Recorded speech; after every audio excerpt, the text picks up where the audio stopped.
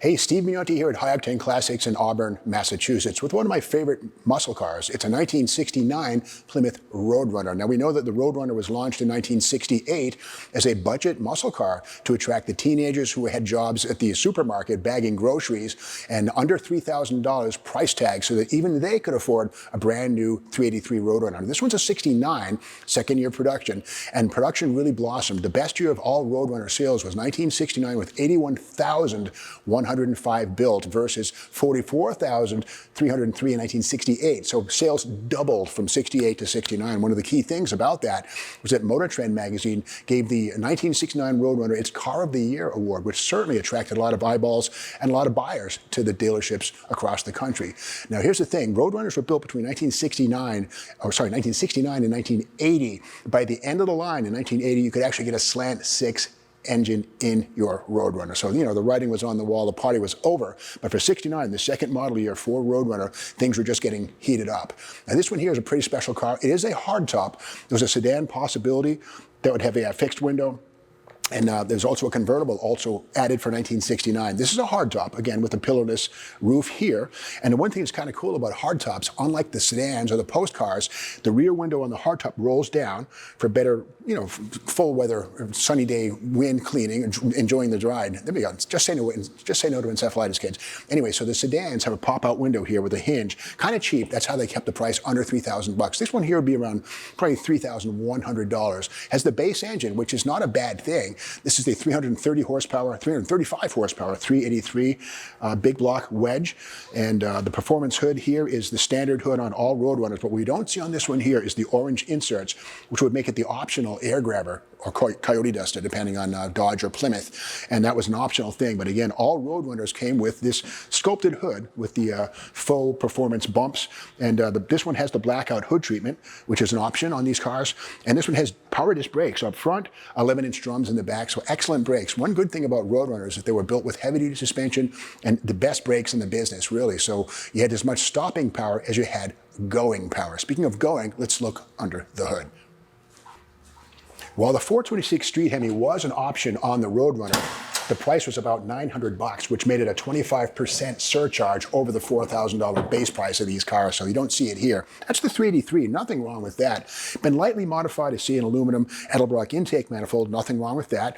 Underneath it is the Edelbrock 4-barrel, which essentially is like a Carter AFB, and the exhaust manifolds on this are standard issue, correct stuff for a Roadrunner. They're high upswept Magnum style Super Commando manifolds. They go into a full-length dual exhaust system and nicely treated under the hood, a mix of originality and modification.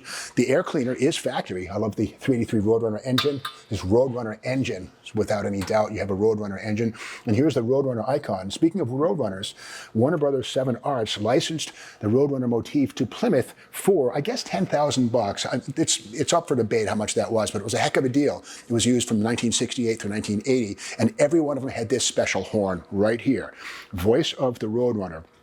You can see right at Warner Brothers 7 Arts, painted purple.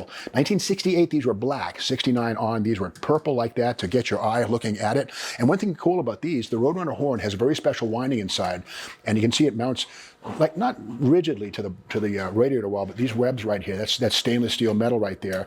And these things allow the horn to resonate when the horn is beeped versus a fixed mount, which you'd find like on a GTX or a Belvedere or a Satellite. So kind of cool. The engineering in that horn was above and beyond what was really necessary. Now this one does have the power disc brakes up front. Standard manual drums would have been the base item in these cars. But really, we don't see on this one here the air grabber or the Ramcharger style hood, which would have had a plastic duct on the bottom of the steel hood right here, and that would have surrounded an orange oval air cleaner to allow the 383 or the Hemi underneath to have outside fresh air. But again, if you saw that hood on any Plymouth Roadrunner, you knew there was at least a 383 with 335 horsepower under the hood. Now what's on the other side of the firewall? Let's go inside and have a peek.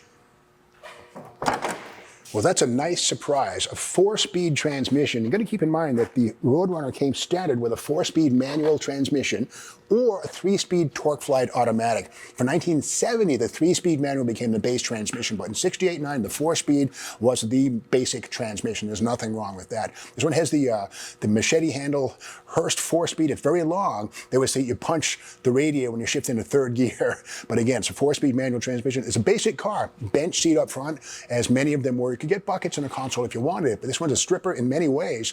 Bench seat up front, it's lighter, and of course no console, so you can get your honey next to you on date night or whatever it is. And then it has a standard steering wheel, but if you look inside of this car, there's plenty of Roadrunner branding. Not only is the hood, or the horn, also in the middle of the horn ring right there, the beep beep Roadrunner icon to remind you you're driving a Roadrunner. And here on the dash is another color Roadrunner logo right there. So again, Plymouth was all about reminding young people, the baby boomers, that they were driving a high-performance Roadrunner muscle car on the street. Great car, under $3,000, brand new. Anybody could afford one of these things with a part-time job. Before we move on to the trunk, I want to point out this is a hardtop, not a sedan, and as a hardtop, the rear windows roll down, just like that. On a sedan, there would be a hinge, and this thing would just pop out about an inch or so like that. So much better, ventilation on a hot day with the hardtop body style. Now inside the trunk of this car, we're going to see something pretty cool. My Barrett Jackson cohort, Mike Joy likes to say it's commodious, not a commode, commodious. Big trunk in this, and let's have a look and see how big it is. And once again, here's the Roadrunner.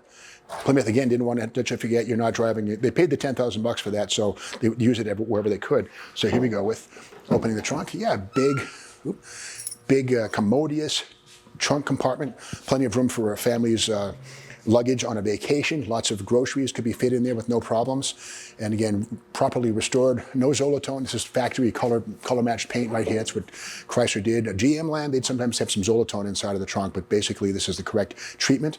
The vinyl floor mat right here. And there it is right there. Sort of a checkerboard herringbone treatment on that. And nicely preserved in the back. And speaking of the back, the Roadrunner came standard with dual exhaust, as they all did, and these chrome tips with sort of little resonators built into them was a nice detail on Roadrunners in 1969, and slightly restyled for 69. Second year for this body style. The taillights went to a concave design we see right here, but just a great looking car.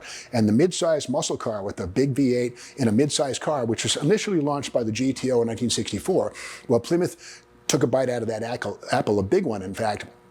Best sales year of all Roadrunners right here. 81,105 people were swayed by the beep beep horn and the beep beep graphics all over this car. The wheels on this one are aftermarket. Well, they're actually modern Magnum 500s. Back in the day, these would have been a 14 by 6 inch rim.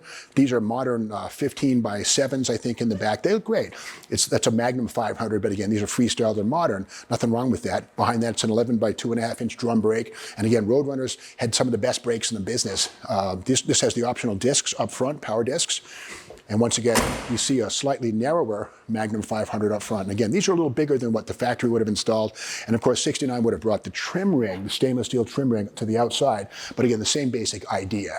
To learn more about this 1969 Plymouth Roadrunner hardtop 383 4-speed, go to the High-Octane Classics website and check it out on the photo gallery.